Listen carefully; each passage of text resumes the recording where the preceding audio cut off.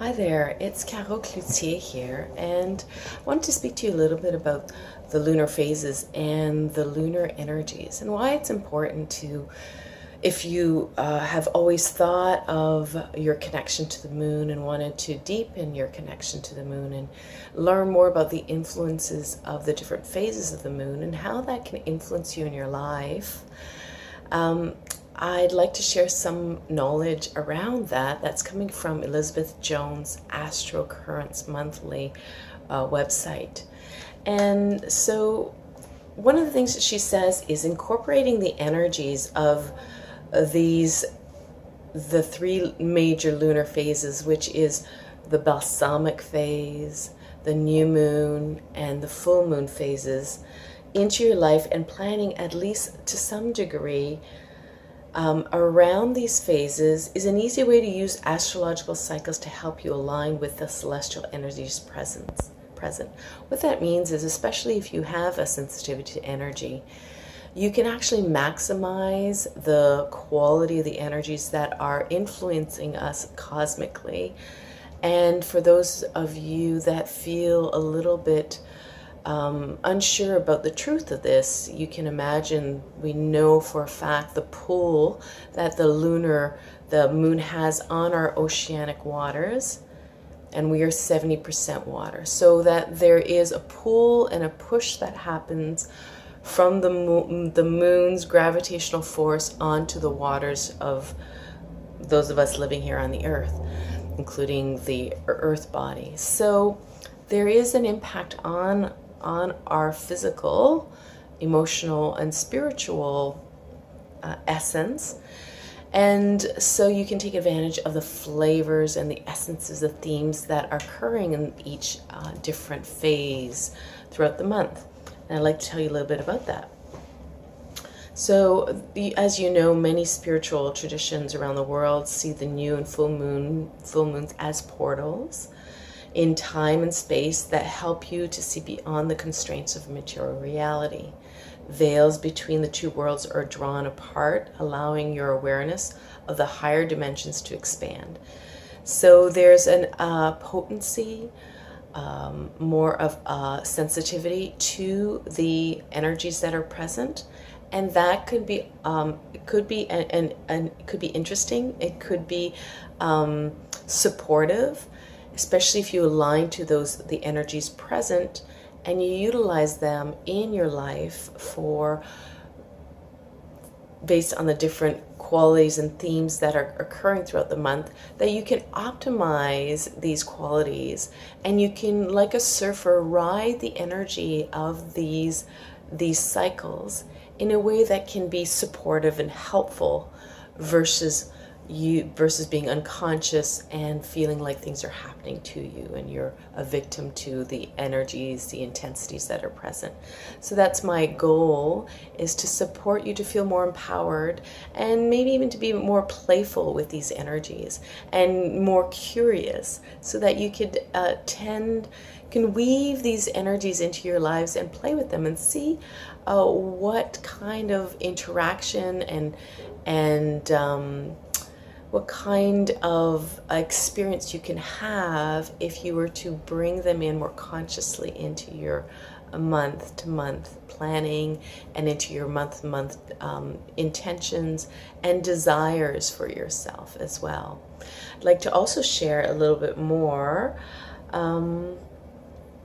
just so that you know, we talked about the three phases.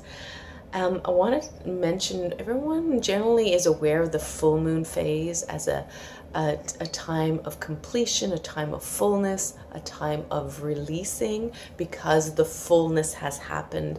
And like a cup that's filled to the top, it starts flowing over. And so that's why the releasing is helpful, so that there isn't so much of this flowing over at this completion time. The new moon phase, a lot of people are aware that it is a good beginning phase.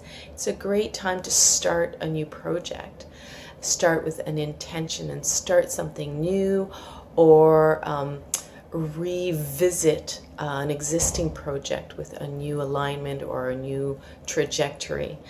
The one phase that I find is often not discussed, or there's not much awareness around, is the balsamic phase.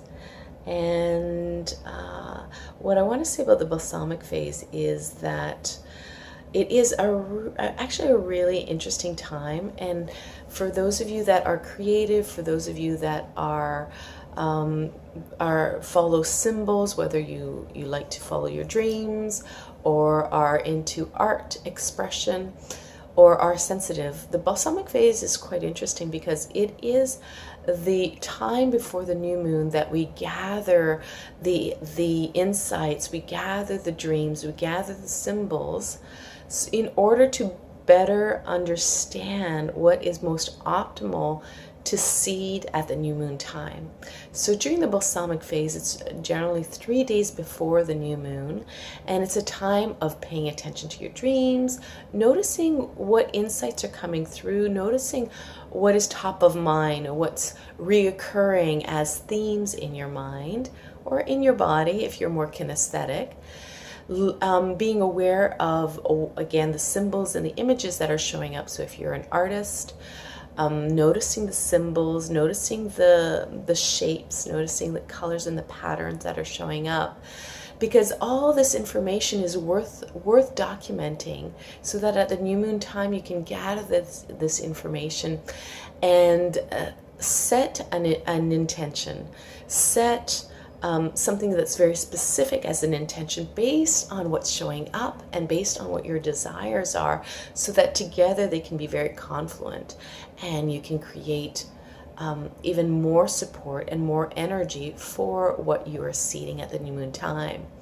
So I invite you to contemplate this if it is of interest to you. And I have also a lunar worksheet that I created, as well as that is free, and a lunar journal that is also just, very few dollars. I think it's like $5 on my website.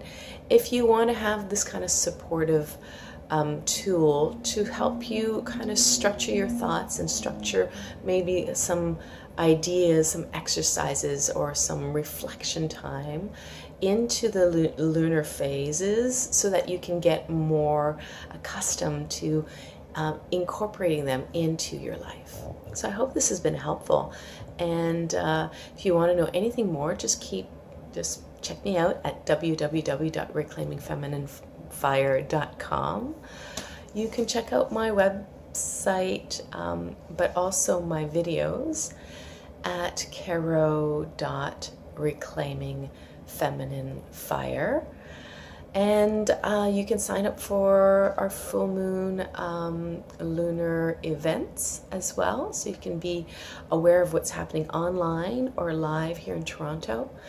And I hope to see you sometime in one of our events. Bye for now.